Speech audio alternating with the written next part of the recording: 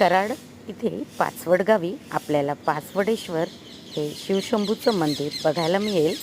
हे आहे शिवशंभूचं मंदिर, खूपच सुंदर हे मंदिर आहे। नमः पार्वते पते हर हर महादेव।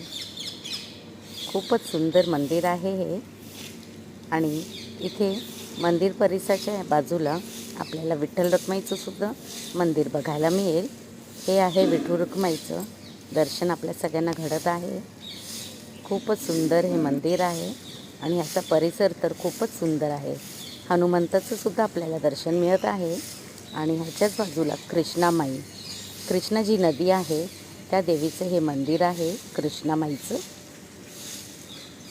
हा परिसर फारच छान आहे, आपल्याला बघायला मिळेल। इथे बरेच सारे वृक्ष आहेत। इथे कृष्णामाई नदी जी आहे ती सुद्धा वाहत आहे। इथे दत्तबाप्पाचं आपल्याला दत्त महाराजांचं मंदिर सुद्धा आहे, इथेही दर्शन छान घडलं आहे। ही आहे कृष्णामाई नदी। सूर्याचं प्रतिबिंब आपल्याला या नदीमध्ये बघायला मिळेल। फारच सुंदर हा परिसर आहे।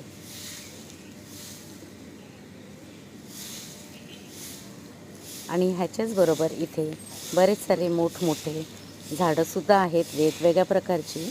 वडाचं झाड आहे, आंब्याचं झाड आहे, खूप सारी इथे झाडं आहेत नदीच्या शेजारी।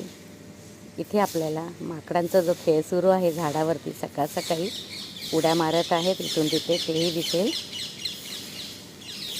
खूपच छान वाटतं हे बघायला। आपण नक्कीच एकदा इथे पाचवडेश्वर मंदिरामध्ये शिवशंभूचं दर्शन पण आपल्याला घडेल।